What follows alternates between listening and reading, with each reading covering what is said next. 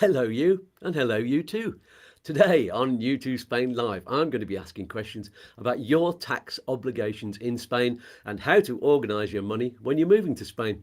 I'll be joined shortly on the virtual settee by the virtual pool by a new friend to this show, international financial advisor Lucia Melgarejo. Hope I've got your name right, to answer all of your questions. So stick around and we'll give you the answers you need. First of all, though, gather round, give us a wave, hit the like button somewhere over there, and have your questions ready, or just relax and enjoy the chat. Welcome to U2 Spain. So let's start with our small but perfectly formed theme tune. Let's dance, everybody.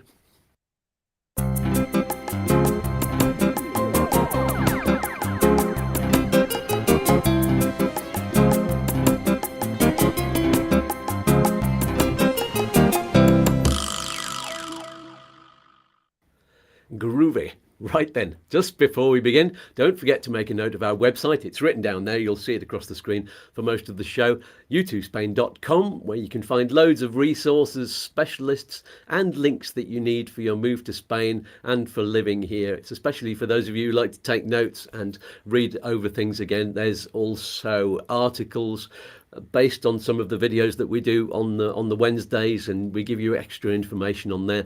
There's a free newsletter at the beginning of every month, so you can sign up for that. That doesn't cost you a penny to subscribe, nor does it cost you anything to subscribe to this channel on YouTube. Subscribing on YouTube just means you're telling YouTube that this U2 Spain is one of your favourite channels and you want to know when new videos are coming out. There you go. So, and finally, if you use the affiliate links on the website in the links below, and that helps U2 Spain without costing you a cent.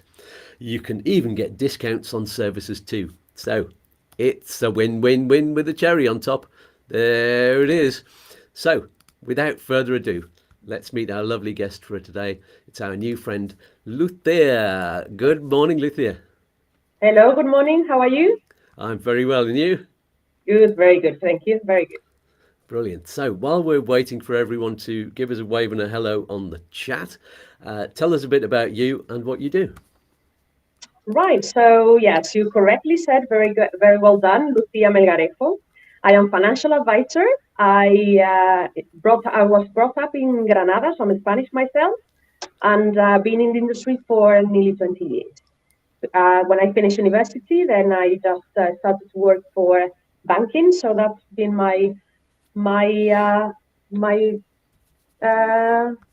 That's your history. There we yes, go. Your my history. biography. Thank you very much. That's brilliant. I know your English is brilliant for especially for a second Thank language. you. Thank So good. And good morning to Jason and Robbo and Bengal Bert. That's a good name. And Janet and Paul Simon Saxophone. Good name. And Owen Hazel, Owen and Karen and Maff, who is in sizzling Brighton. Yeah, the UK's got some good temperatures today. Wow. Alan from Scotland and Mr. F and Mummy Butch.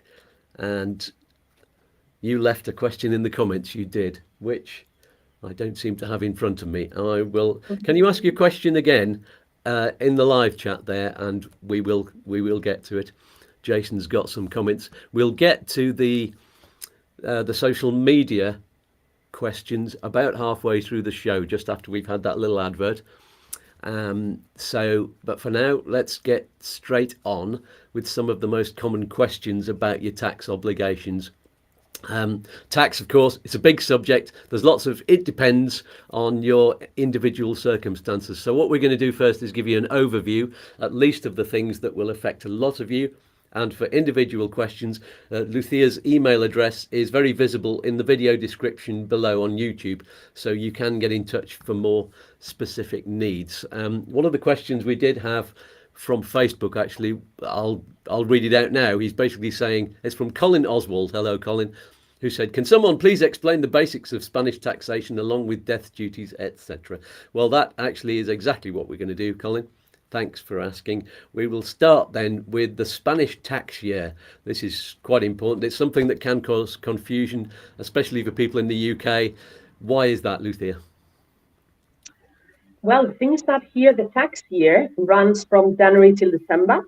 So of course that's a difference between other countries. So not only the UK, there are other countries that has also different time around the year. So that's why it's important to understand that whatever happened from the 1st of January till the end of December is what is going to be happening in regards to taxation. So it's really important to understand that in order to be able to know and to arrange and to plan any tax duties that you would have here in Spain. Yeah, it must be a bit strange for people who move in, let's say, May and become a tax resident then if they start a job or if they're self-employed, but then they've still and then they've got to pay tax for the whole of that year in Spain, but they've already paid some to the UK tax going up to April the 5th, So which I've always I thought was mean, a you need to strange finish thing. off paying your obligations wherever you are in another country. And here in Spain, of course, when you come and live here, you need to start doing your tax obligations. There is sometimes when you have a double taxation agreement in place, then of course you don't pay twice. But it's a matter of arranging everything. Exactly. Okay then. So when you become a tax resident, is it straight away or is it automatic? Well, it's something that happens after you are living in Spain or being physically here for over 183 days, so half a year, but it's 183 days. It doesn't matter whether you have temporary absences or you went on holidays to Portugal, to any other country, it doesn't count. I mean, so overall, when you have a full year, any days that you've been living here, then automatically you are classed as tax resident. It's something that happens automatically. Excellent. And let's clarify for everyone the 183 days is including holidays. We know that once you've got residency, any days you spend outside of Spain still count as you being here for tax purposes. Correct. But Correct. if during the first half of the year, before you're a resident, you've come here on holiday, do you have to count those days as well? Correct. Yeah. Great. And somebody asked the question, how do the tax office know that you've spent 183 days here? Very easy. Via any bank statement, you using your credit card, it's very easy to see where you are at any moment in time. So of course, it doesn't happen, or they are not looking after everybody, but if they want to know whether you've been here, you need to demonstrate otherwise. The way of demonstrating that is showing that you haven't been here. So with a credit card, bank statement, with anything like that, they can see whether you are in Spain or somewhere else. Aha, excellent. I'm just looking for Mummy Butcher's question. Oh, here it is. I'm going to get it on screen now. Yeah, she's saying on the questions, I think my question uses too many characters. Yes, it does. Let's answer this one. She says, I have questions regarding UK rental income and wealth tax in Andalusia. That's handy because you're in Andalusia. And if I'm on the non-lucrative visa and receive passive UK rental income, where will I pay tax, UK or Spain?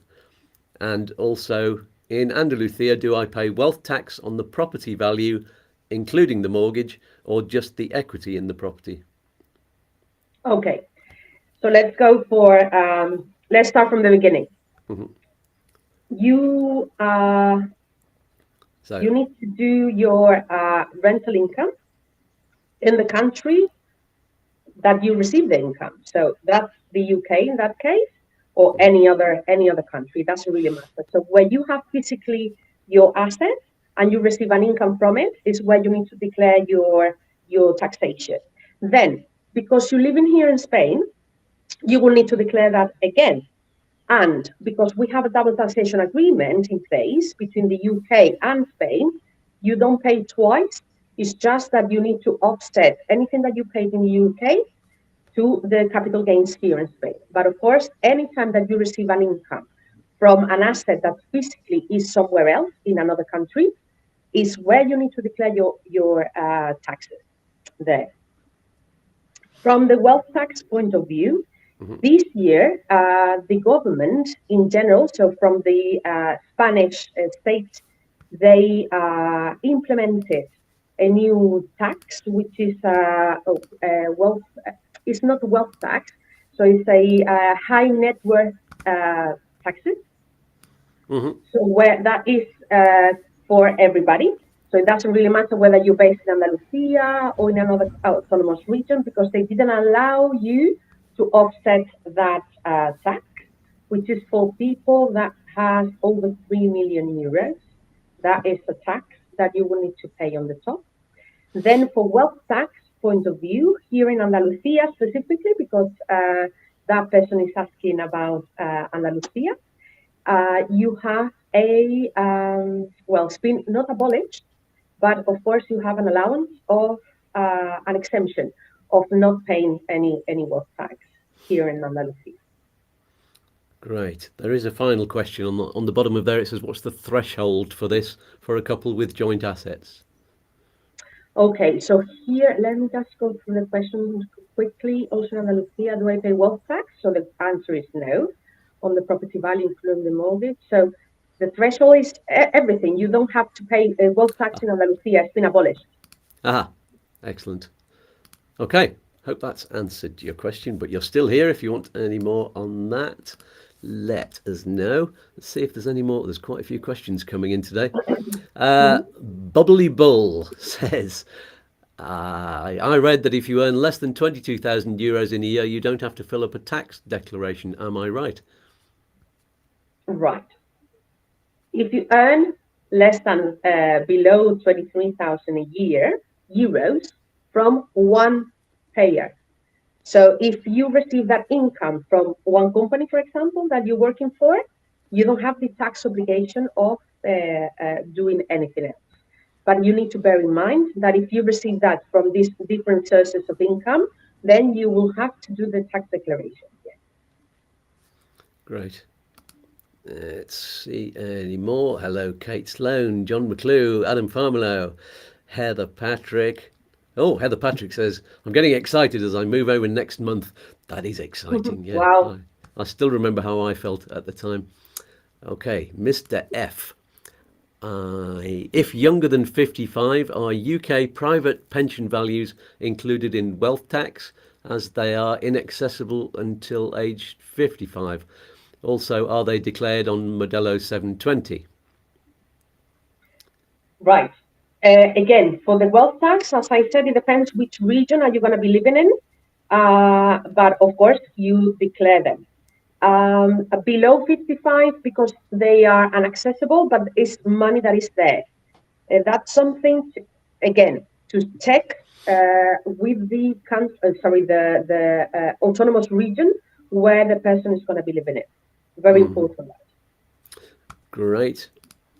And Robbo is answering Jason and saying, if you're not resident, you will have to pay non-residential tax, and it's based on your SUMA payment.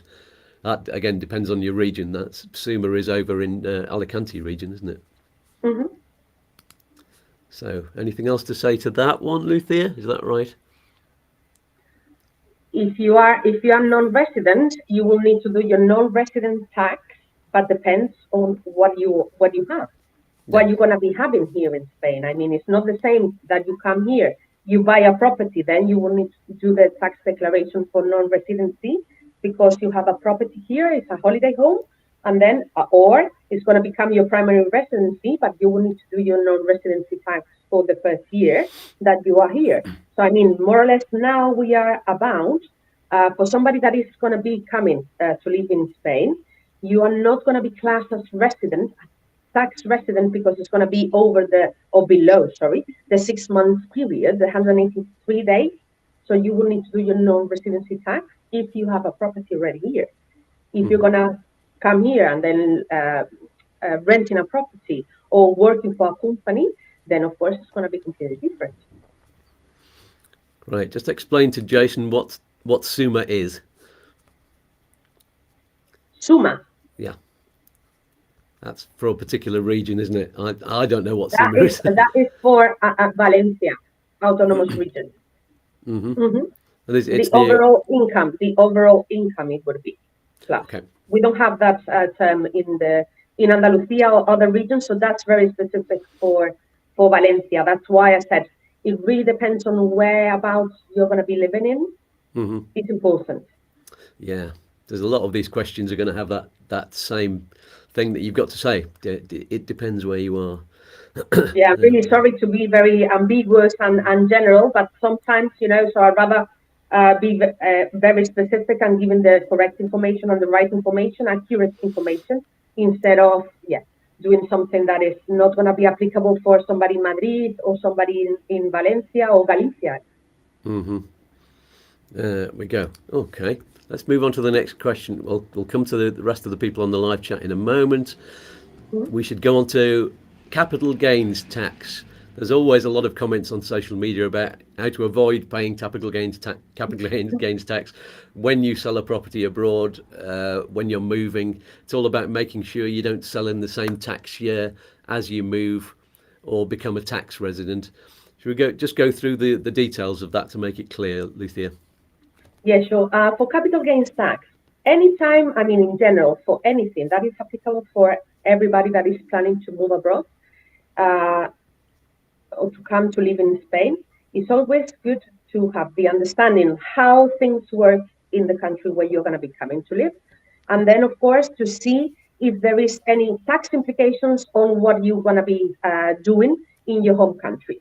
As you said, for selling a property in your home country, you may have a exemption or allowance or any tax benefit there that, of course, you need to take advantage of. So it's always better to be doing any selling of a property before you come to live in Spain, because here that's going to be looked at being your second property, not your main residency, of course, because you're coming to live in Spain, and it's going to be taxed on capital gains for any gain that you would have. And they have introduced a new taxation onto the capital gains tax. So we are now, it used to be 19, 21, 23% of any gains. Now they raised them up to 28%.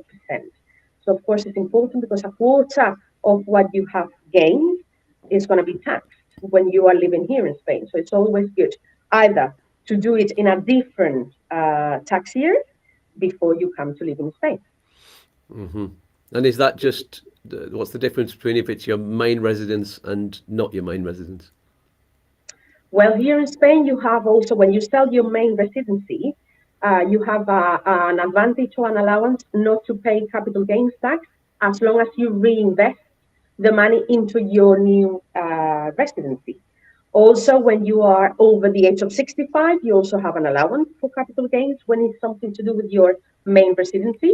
But of course, if you come to live in Spain and you're selling your property from any other country, that's going to be looked at your second residency. So you are not going to have any allowance here. Right. Anything else we need to say about capital gains tax? Are there any common misconceptions and myths about that? For capital gains tax, I would say, as I mentioned before that I wanted to tell you that they recently increased the rates. So it used to be 19 to 23, now it's 19% up to 28.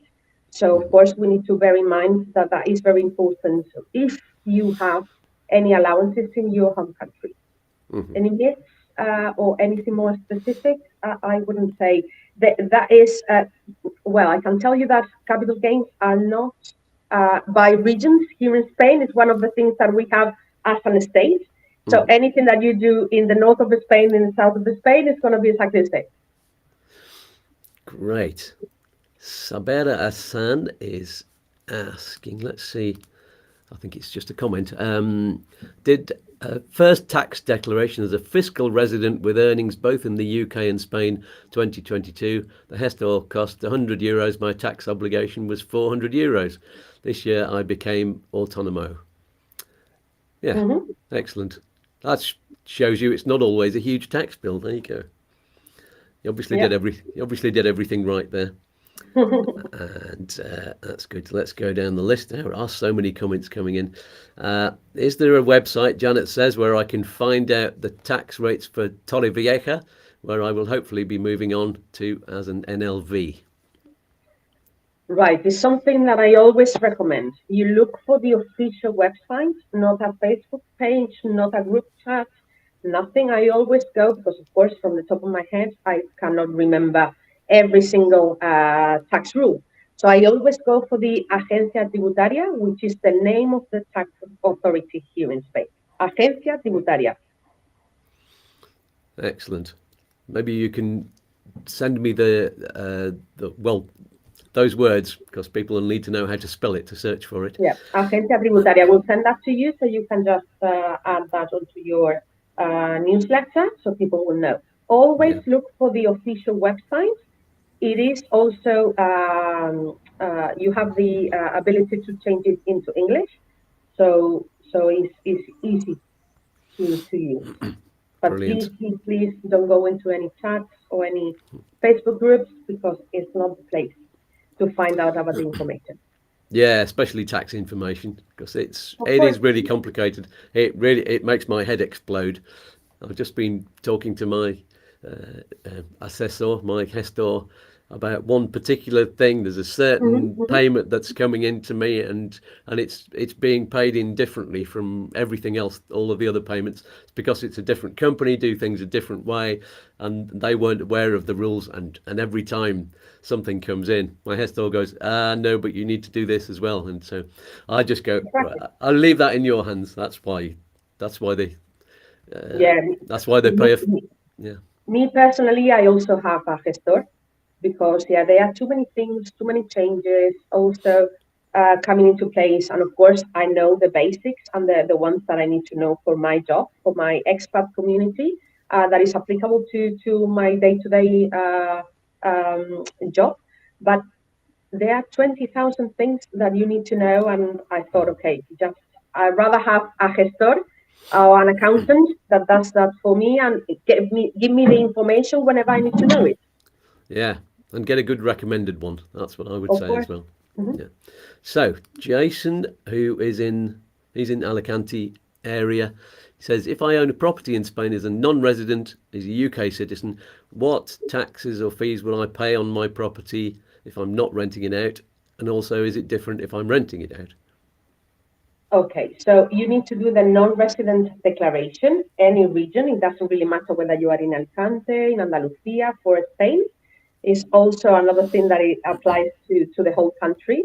You need to do the tax declaration before the end of the year. That's the deadline. So it doesn't have a date, just the 31st of December of every year. Where you need to declare that you have a second property, which is your property in Alicante.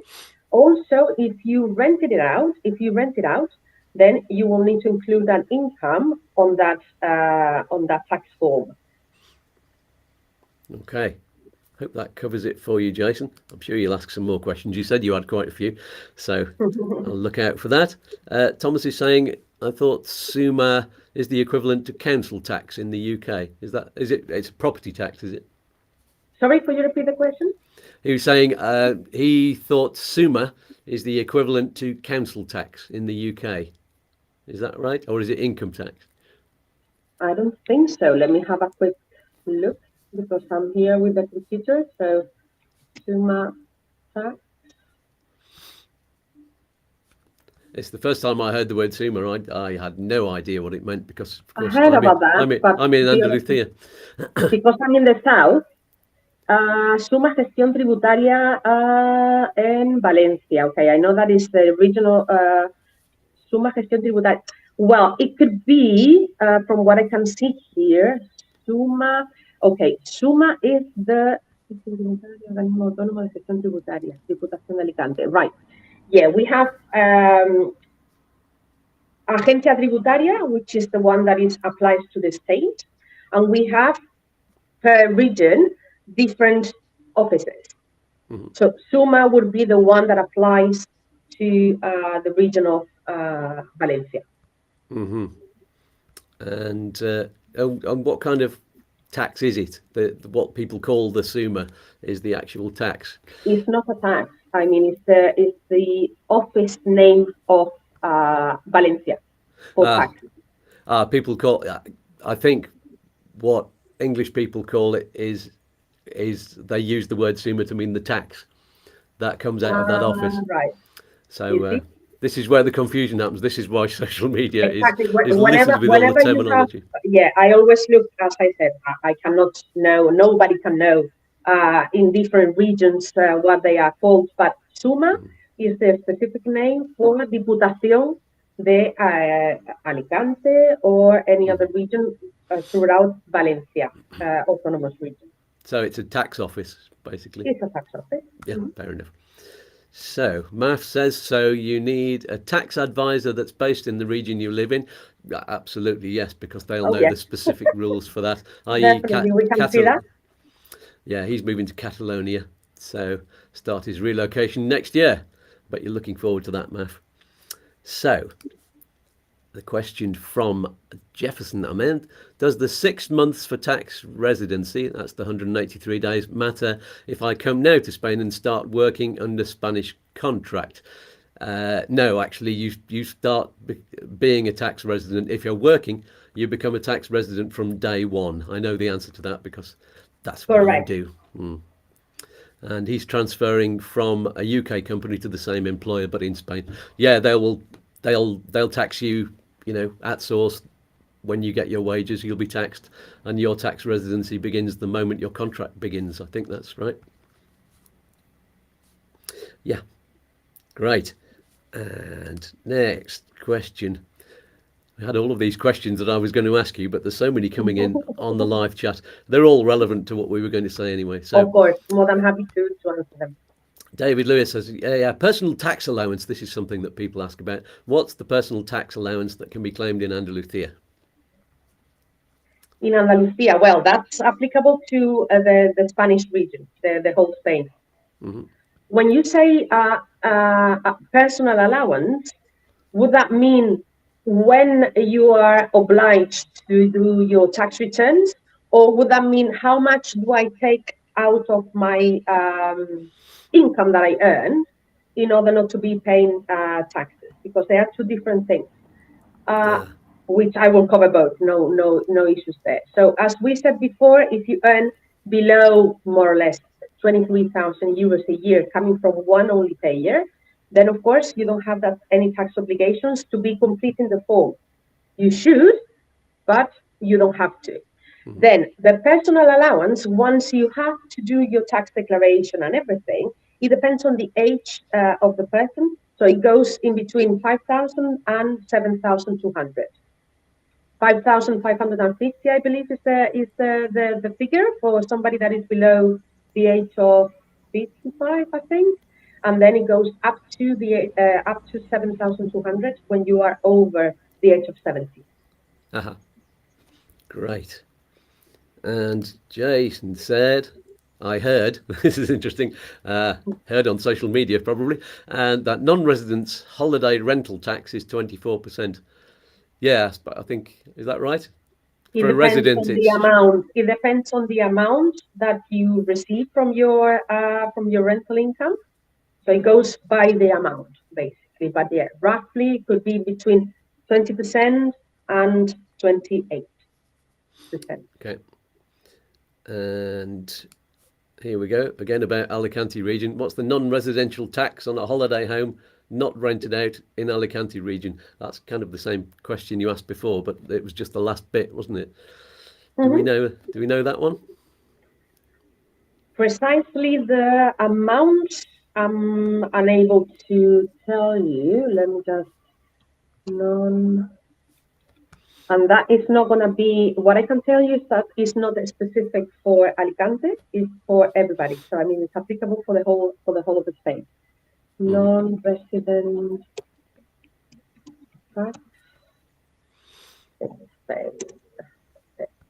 Go there.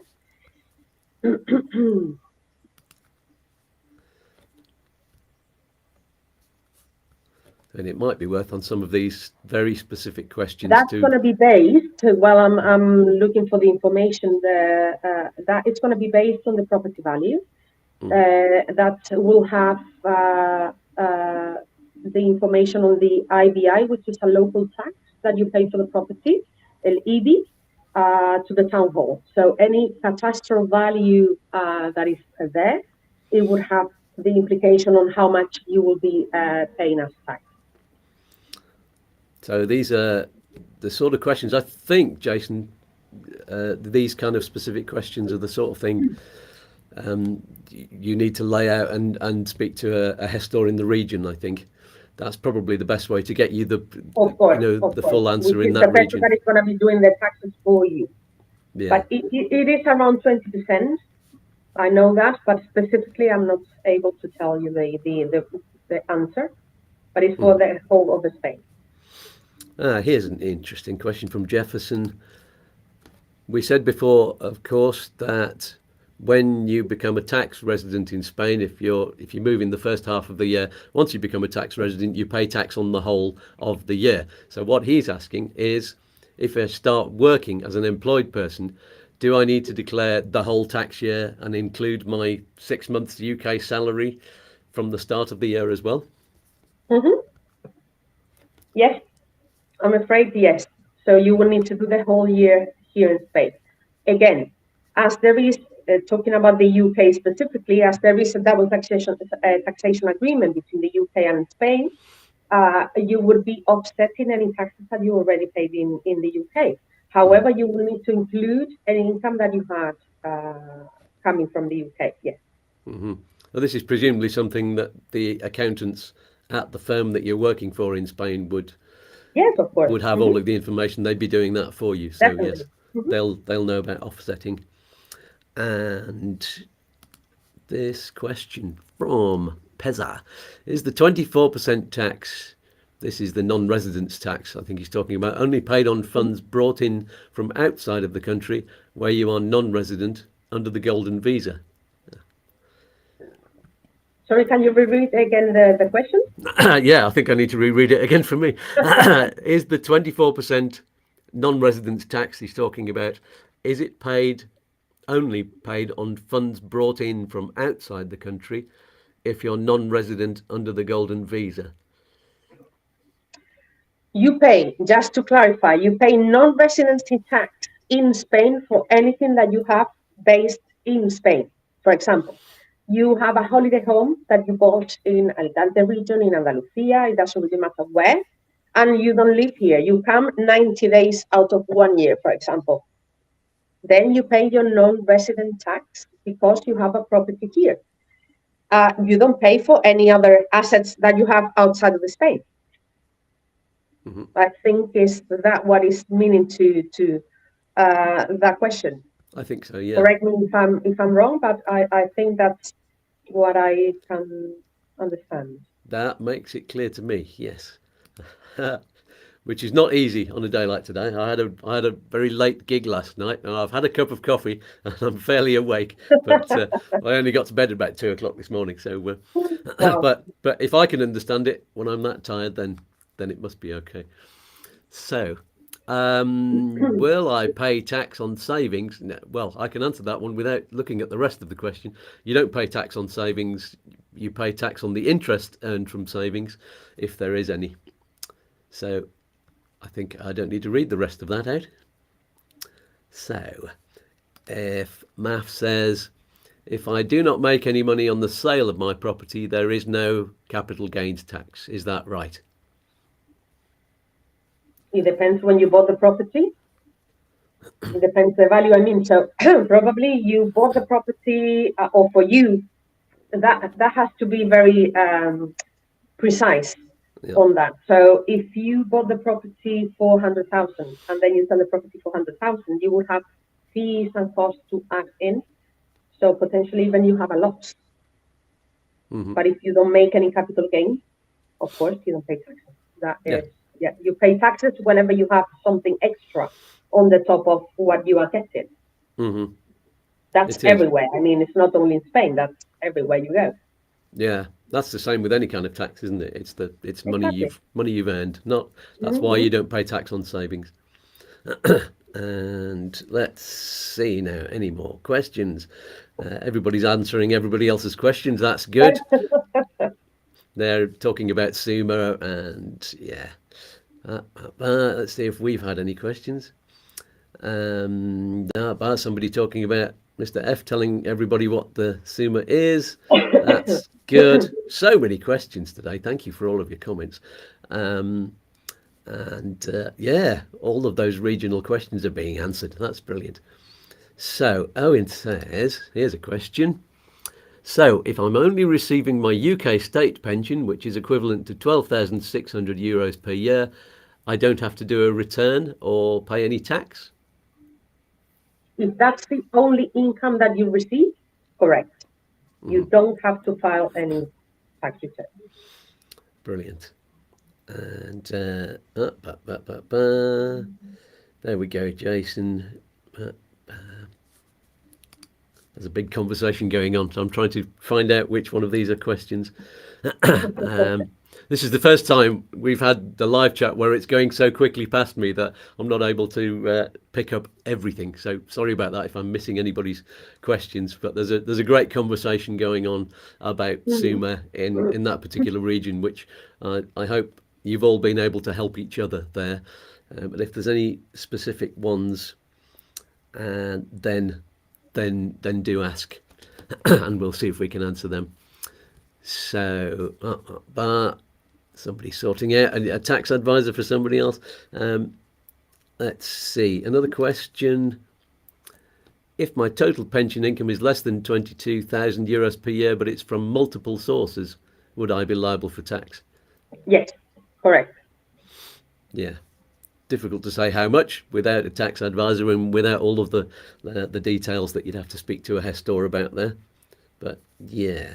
Mr. F, is this answering the... for 2023, there's a reduction of €6,498 for income below 14. This is very, very specific. For income below €14,047. If there is no other income of more than 6,500. Is this income applicable to pensions while other income could be from bank interest? That's a very specific and complicated one. Can you understand that? It is income. So I understand that it's asking whether you are liable for or you have to file your tax return. It depends where you have the income coming from. If you have amount below or around 14,000, you don't have to file any tax returns. If money is coming from savings or interest that you are receiving and is below that amount, is not applicable for interest that you are getting from savings. It's only applicable for income that you are receiving, whether that is for a pension or that is a salary. That is only applicable. Below 23,000 is 22 something else. Euros, but that is only applicable to income, no interest. Interest would be if you receive over, I think it's 1,500 from savings, then you will need to do the tax declaration. Yes. Great, some very specific questions. Let's for go back to that.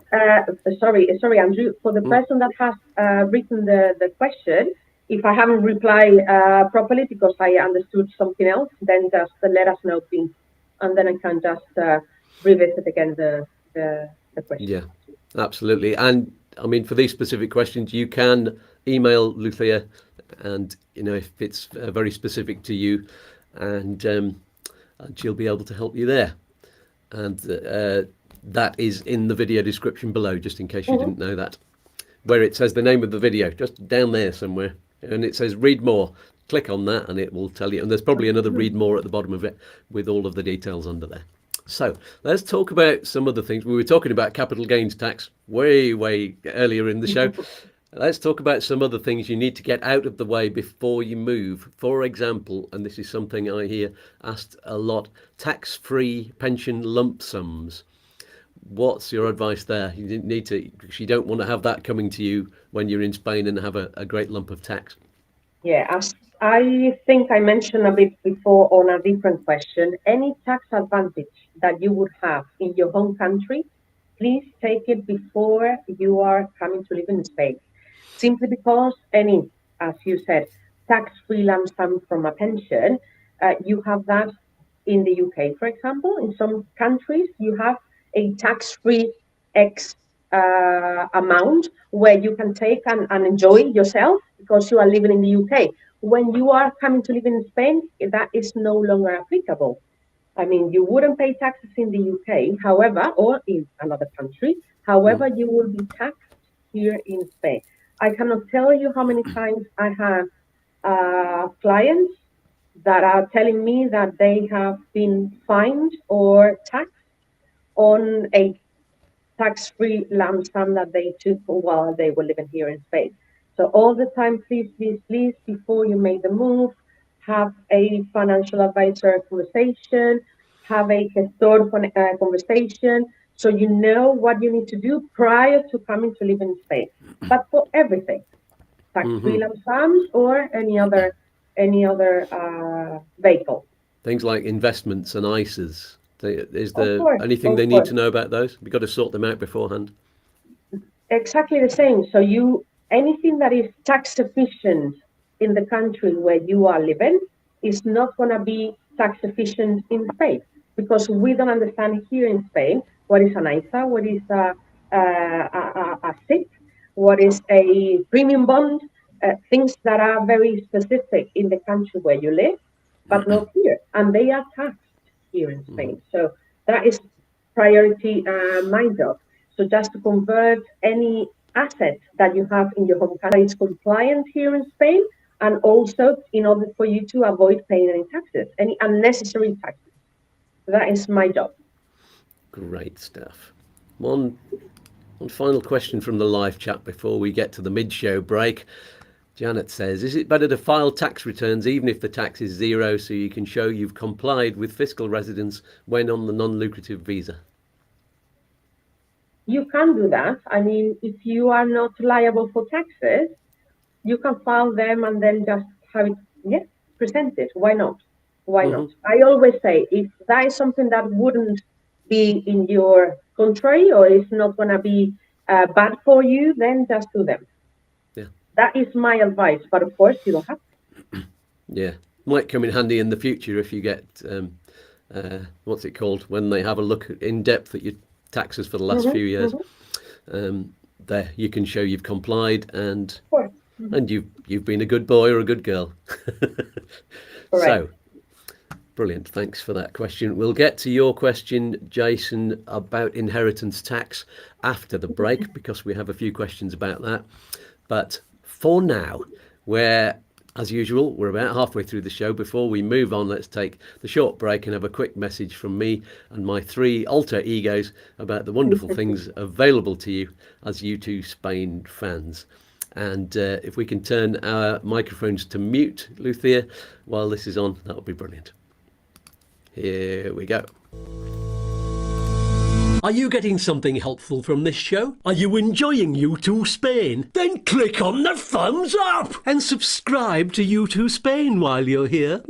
And click on the bell for notifications. It's all free, but it's worth loads of money. I need coffee to keep my picker up. You can donate coffee to us all. There's a link in the video description below, or use the QR code. It'll be in the top left-hand corner of the screen after this message, sweetie. But that's not all. You can support U2 Spain with a regular monthly amount. It's only a few quid. Oh, he's worth a lot more than that. There's a link below to Patreon, where you can find out what extra groovy things you get by helping out. Oh, I'm all a quiver. One more thing. Get on with it. There's an important guest twiddling their thumbs. All right, calm down. The lovely video watcher needs this. Go on then. There are lots of other links to vital things below. Like what? Well, Do you need private healthcare insurance? Yes. Do you need a visa or residency? Do you need to exchange currency? What about finding a property? Or getting tax and pensions advice? Or getting a Spanish mortgage? Or getting documents translated and apostilled? Or getting a medical certificate? Or finding a lovely little app for learning Spanish? Do you need the best mobile phone provider? Or a digital business card so you never need paper ones again? Or do you just want one of U2 Spain's t-shirts with a slogan on it? You can even get discounts on dental treatments and get a lovely little smile like Scats. All of those links are there. Down below. If you can't find them, ask me in the comments. Is that everything, darling? I need to get my nails done. Probably not. But let's get back to the show, shall we? Back to Scats in the studio. I wanted to say that. Oh, stop being beastly, you two. You too, Spain. Over to you, Scats. Thank you, Scats, Walter, Tommy and Dick for joining us there. If you have any questions, by the way, for any of them, ask in the comments. And I'm sure, especially if you join up as a patron, and you can do buymeacoffee.com as well. You can do that on a regular monthly basis. So there you go. Click on that big donate thing up there. That's a good thing. So, welcome back, Luthea. Is your microphone back on? Yes. Excellent. Right, well, no, normally we do the Facebook questions. Let's just check. There's been nothing else in the live chat. No, we can come to those in a minute. Right, Facebook question. Well, the first one actually was an email that got sent straight through to you, Luthea, from the... so I think you've got that one in front of you as well. Let's just put it up on the screen. I'm not sure people watching on a phone won't be able to read this because it's, it's quite a long one. So... the question, they're Irish citizens, let's see, living in Ireland, but have lived in the US for 30 years. They want to buy a property in Spain. They only want to do 3 to 6 month stays. They've got some Irish pension and a US state pension. Who are they going to pay their tax to? Mm-hmm. Right. Let's go back to the beginning when we started our show. Mm-hmm. Anything that when you are living in Spain or you are planning to come to live here in between 3 or 6 months, please make sure that you're going to be here less than 6 months. Because if you qualify for over 183 days, then your tax obligations will be in Spain. Anything below that, if you live in, sorry, let me just go through that. Living in Ireland at the moment. In Ireland, then anywhere where you spend most of your time living is going to be where you are tax obliged.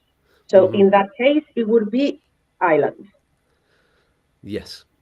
And there's, I think, an addendum to that. I think you might have to pay some in the United States, because I think if you've been a resident there, or is that just if you're an American citizen? That is going to be going with you forever, for the rest of your life. And then also, if you have properties or you have assets located in different countries, as I mentioned before, if you are non-resident here in Spain, for example, you will need to file your non-residency tax because you have a property here in Spain. The same would happen in the States, coming to that, answering that question, or into any other country where you have a physical asset located there. So your overall income or your overall tax obligations would be in Ireland. However, if you plan to have a property in Spain and you also have a property in the US, you will need to do your non-residency taxes in those countries as well. And he said he has a small weekly income from the States, so that would be paid in the States. But I think you'd have to declare that in Ireland as well as part of your income, because that is the state where you are resident. So, and anything would be offsetted because of a double taxation agreement. Yeah. Do we need to explain the double tax agreement? I think we were going to do that later in the show. Is there anything we need to say about that? I mean, most countries, Spain, for example, has over 170 double taxation agreements in place. So it's very rare that you don't get a taxation agreement in between a couple of countries. Very rare. And it just means that you're not paying tax in Right. two different countries for the same amount of money. But what can happen is Spain, for example, has higher tax rates and lower tax allowances than some other countries. So when that's adjusted, there may be the difference between the two countries. If it's more in Spain, then you'll end up paying on just the difference. So I Correct. think Correct. that's the simple explanation, but it's never that simple when it comes to Of course when it comes not. to filling in the forms. So there we go. So let me just tick that one. We've done Charles. Hopefully that covers everything, Charles. And let's move to the next one. Gary Card says, let's get this one up on the screen. So he says, me and the wife want to move to Spain. We will be getting a state pension from the UK, buying a small house and have roughly 50 to 60,000 euros to put into a Spanish bank. Will we get taxed on our UK pension and what we put into the bank?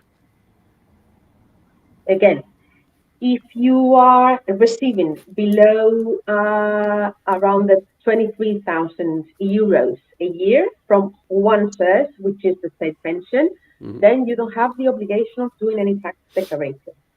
From money in the bank, again, if you have money that is going to be sent to a bank account, you pay only when you receive any interest or any return on the top of your money. You don't pay for your own money here in Spain, unless you have over 3 million euros, where you will be paying the high net worth tax, which is new this year, and we already have the deadline, which was the 30th of June, for tax returns and for high net worth tax.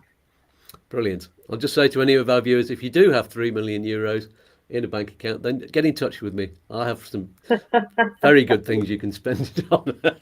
There we go. I don't suppose there's any millionaires watching. Are there any millionaires on the live chat? You don't have to admit it if you don't want. Otherwise, you'll have people writing into you and saying, give us some of your money. But anyway, let's move on to the next one. Hope that answers your question, Gary. We've got somebody here whose surname I can't pronounce, but I'm going to give it a go. Lenka is her first name. Neubauerova. Sounds like German mixed with Eastern European. There, interesting name. She says she is autonomo in another country.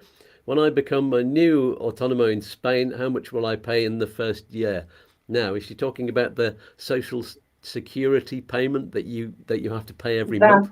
Yeah, that's what I understand. There is a fixed rate that you pay for the first year when you become autonomo, when you become self-employed, which has been changed this year as well. That's why it's important of having a good accountant, so that gives you all the information and you will know it. You pay 80 euros a month for the first year, and then after that, it's how the law is now. That again, I said that it changed for this year. You will be paying Social Security according to your income, the predicted income that you think that you're going to be having for the year. And it could go up to, I think, around 550 a month, according to the amount of income that you will be receiving. And the minimum is 100 and something, 134, I think. And there was something about a grant that covers your first 2 years as well. That means that you don't have to pay anything. That's. Sorry, can you repeat that? There was something I read recently. This is something I heard. A news item that said the government. I don't know if this is just in Andalusia, but they're going to give a government grant to autonomos so that they don't pay anything in the first 2 years. Well, that's been talked, and whenever you do a plan, on your new employment or your new job as autonomo, then of course you can get money out of the government. There are various things that you could get out of the government if they are in place. I haven't, to be honest, I haven't heard that for the first year you are not going to be paying anything. I would be very surprised. We'll have a look at that. That's the case. I think that was a news item, so it may have been from somebody speculating. Sometimes these news items come through and they say this is going to happen, and actually what's happened is that one Spanish politician, because the election's coming up, has said this is what we're going to do, and they promise it, and of course it's just a politician's promise. But the first year, coming back to the question that lady asked us, it's going to be 80 euros a month that you will need to pay before becoming a new self-employed in Spain. Good.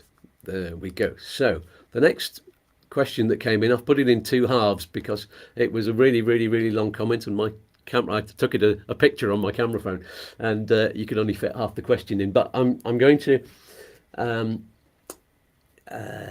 say it in a lot fewer words, just for you. Basically, he's saying he's got a big stock portfolio. He's actually said, imagine that somebody has a stock portfolio. He's obviously talking about himself. So, Leif, you have a stock portfolio. It's quite significant, and there's also a significant amount of savings as well, and proceeds from a house sale. So this may be something to do with wealth tax as well, but he didn't say the exact amount. Anyway, basically, upon leaving Denmark and coming into Spain, the portfolio will be heavily taxed. I mean, it's 47% of the overall gains of the portfolio that he'll have to pay in Denmark.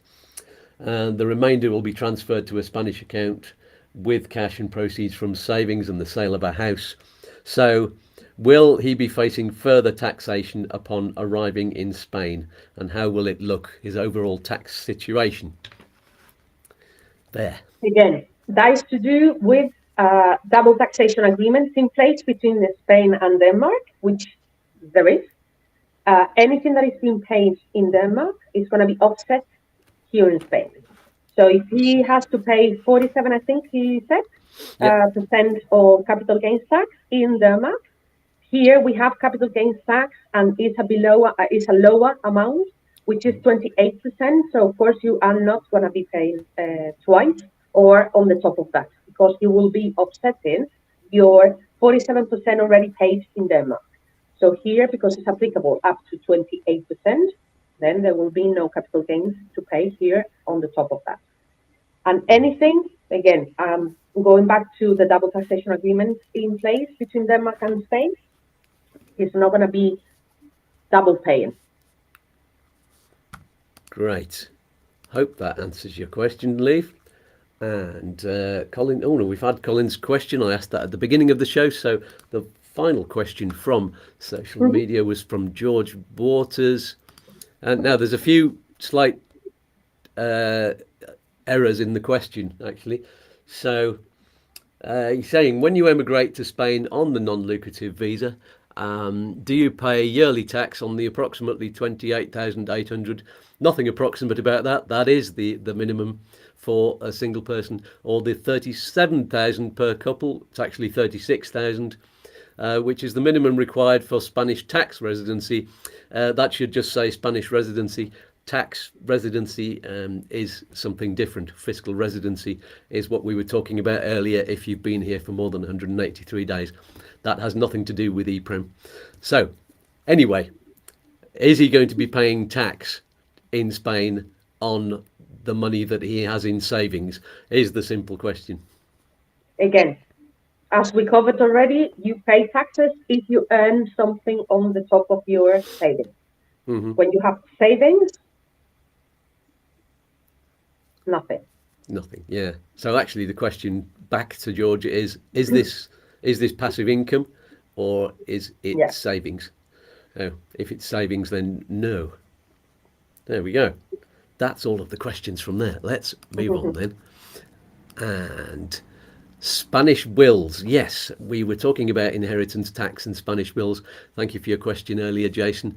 Let's go on to wills to start with. Is making a Spanish will necessary, or is a will from the country you're moving from enough? It's advisable to have a will in Spain if you're coming to live here, because the rules are different here.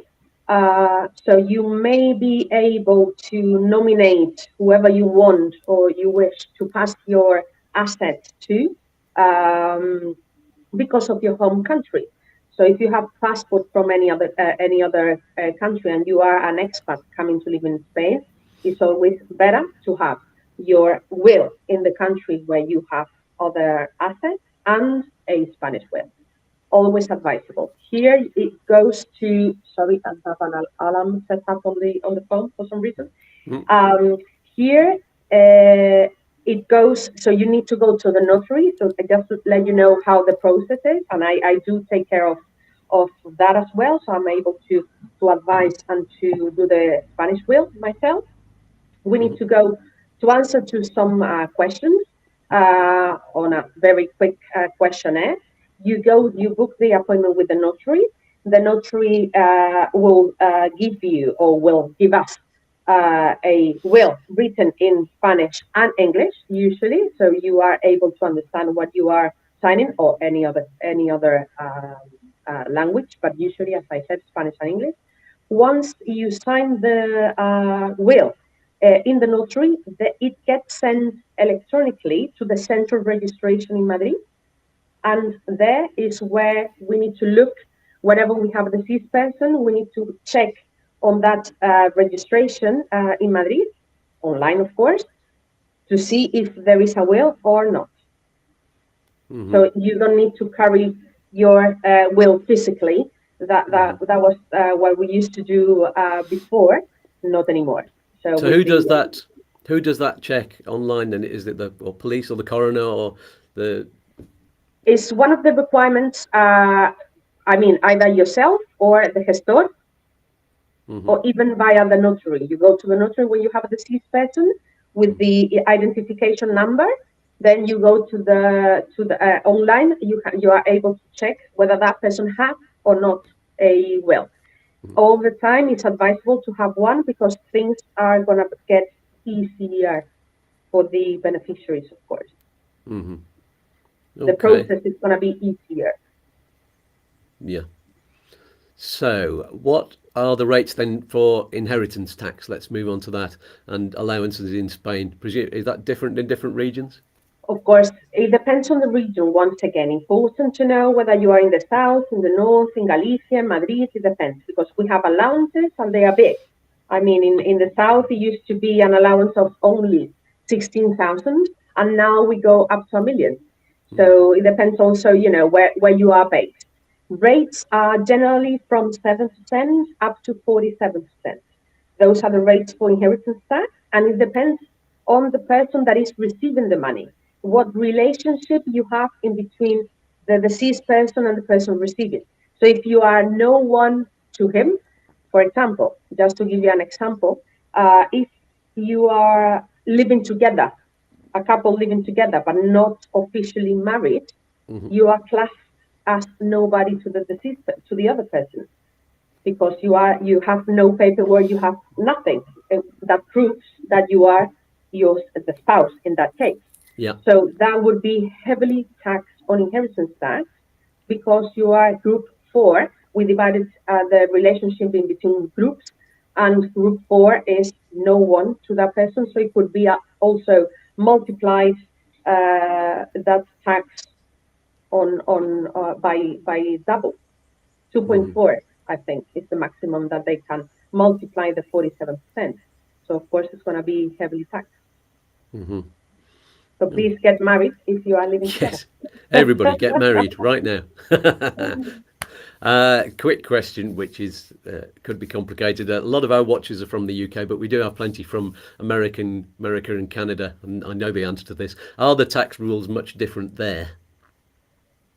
Of course, I mean, all the time, as I mentioned before, you need to check in the country where you are coming to live. The first point would be that you have a financial year, which is January to December. That is a key point.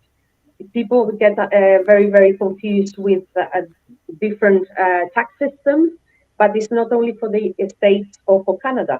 Anybody that is coming from a different country, we did have questions from Denmark. We did have questions from any other, from Ireland as well. So whenever you come to live in Spain, please just get the correct information and look for a good accountant. Now, We were talking earlier in the week about making sure you have finances that are compliant with the Spanish system. Tell us about that. Compliant, that is important, not to get taxed again unnecessarily. If you have your finances in your home country that are tax efficient for you, of course, you would have or you would set up things that are tax advantage for yourself while you're living in your home country.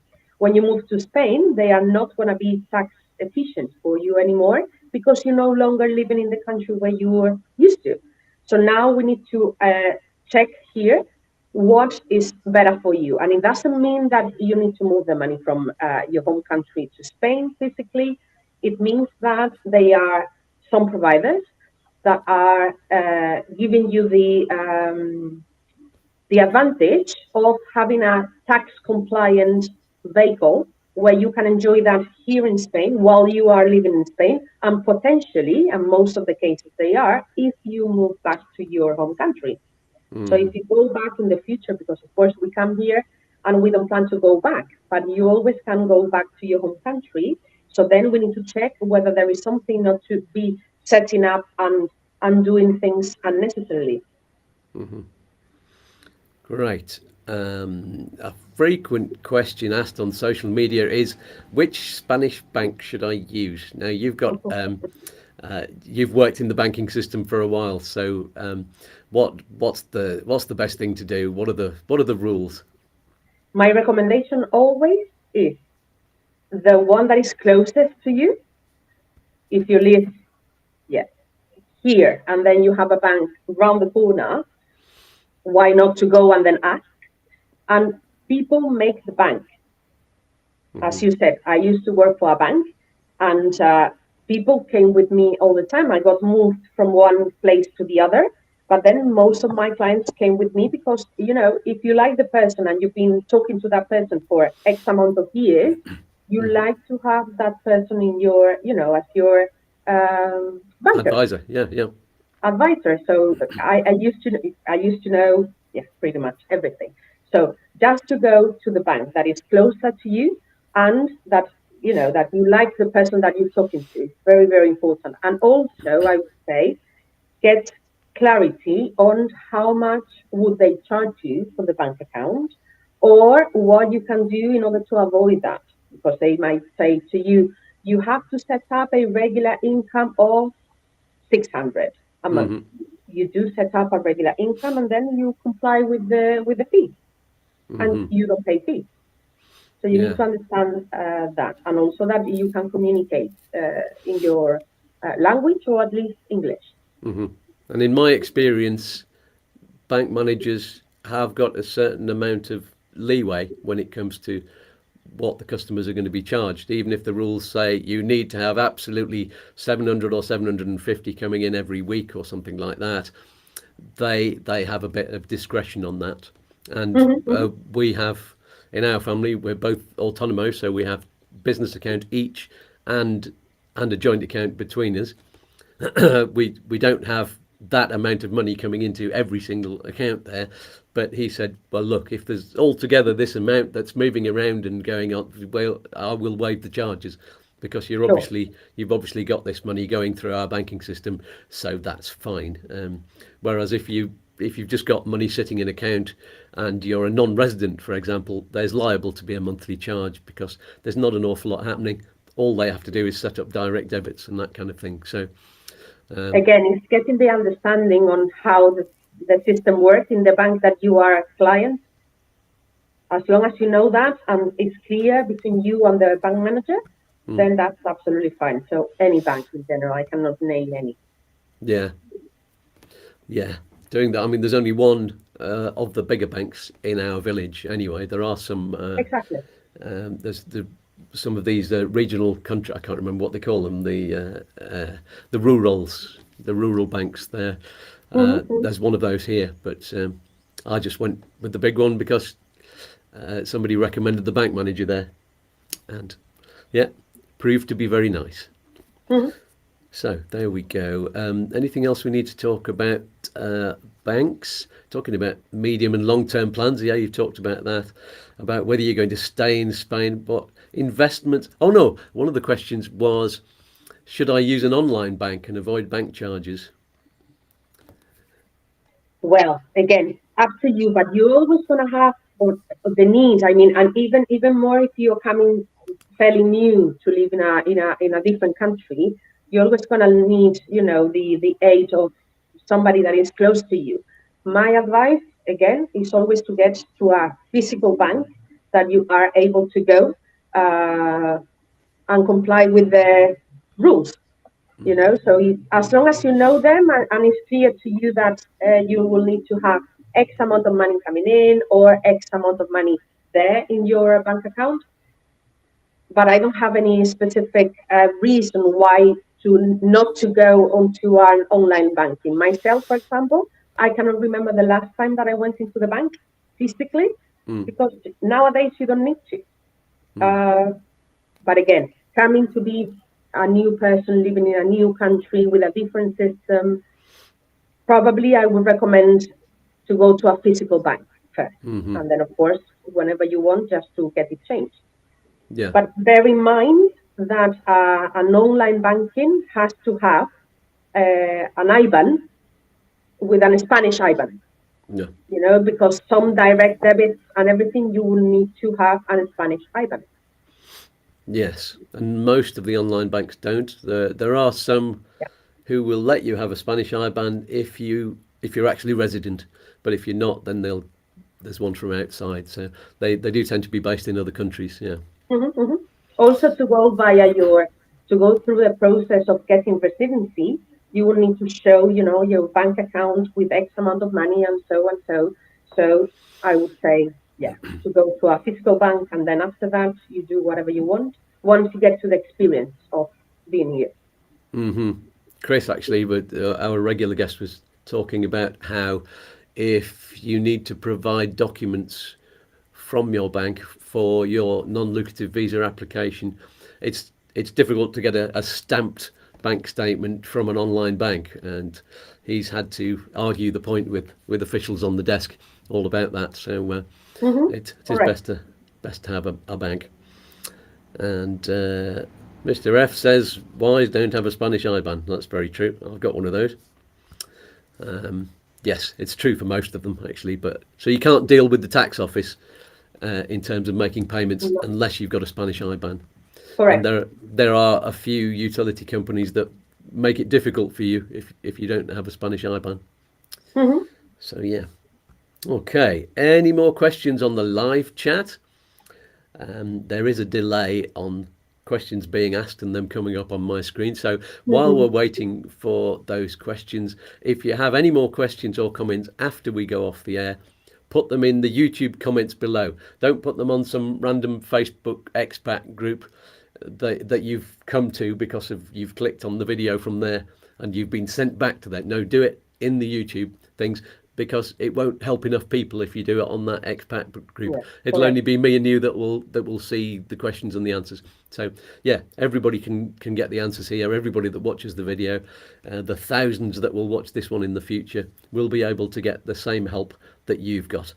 So Jason is asking, what's an IBAN? It's the identification number of it's your bank account number and everything about your bank account. IBANs are a European thing. They don't use them as much in the UK, but it's basically your account number and the country and the bank number and everything all in one number, and that's all you need to transfer money across. I think it's a brilliant system. Correct. Yeah. And if you're in an EU country, you can transfer to any other IBAN in any other EU country. They made it very easy. So there we go. Any more questions? Thank you, Lucia and Scats. Great, helpful show. You are welcome. Barry says, death and taxes, the only certainties in life. That's a very useful expression. And there we go. Don't forget to click on the like button and subscribe if you haven't already, so you'll be the first to know what's coming up each week on the live shows and midweek videos. As I said earlier, subscribing to a YouTube channel is completely free, and it helps the channel as well. So the more you do that, the more likes you do, the more comments you do, the better the videos are seen by everybody across YouTube. So thank you very much in advance for doing that. Very, very soon I'll give you the big announcement about who's on next Saturday's show. But before that, let's say a huge thank you and give a big virtual hug and a kiss to Luthea for being amazing and helpful. Thank you so much, Luthea. You're very welcome.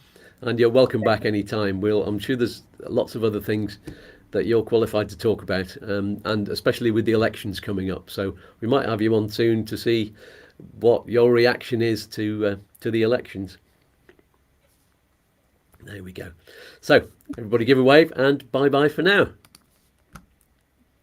Bye. There we go. So Boduri has just said, why do Spanish entities get away with IBAN discrimination against other EU banks? Not sure. I don't know if they get away with IBAN discrimination. Oh, why do? Well, the Spanish tax office, I think their systems only work with Spanish IBANs. I think it's to do with the way they've set their systems up. So I don't know if you'd call that discrimination. It's an interesting question. Anyway, here it is, the big fanfare. On next Saturday's show, that's all I've got as a fanfare. I should have worked out a big trumpet thing. You used some wizardry from the internet that would have done a proper fanfare. But anyway, next week I'll be talking to 4 guests. Yes, 4 whole guests. Count them. 1, 2, 3, 4. All on the same show. It's the biggest number we've ever had on the virtual settee around the virtual pool. It's just as well it's all virtual. Otherwise we'd never fit on a real settee. My guests are 3 separate estate agents from different parts of Spain, so you get a really good overview there, and a lawyer who specialises in property and who specialises in the Golden Visa too. We'll be answering your questions about buying property in Spain, things to look out for, pitfalls to avoid. We'll have the latest updates and information about the Golden Visa too. I'll also have a new advert in the middle of the show because this special show is being sponsored. Hooray! So why not ask some questions in advance on U2 Spain's Facebook community? There's a link below to that. You can request to join. And thank you so much, everybody on the live chat. Yes, I can't list all of your names. There's too many of you. Thanks, Jason, for asking loads of questions. Barry, Janet, Budori, Mr. F, Heather Patrick, and everybody else. Carry on putting some comments in the live chat. I think it's all available until afterwards as well. But put some comments in the comments as well below the video.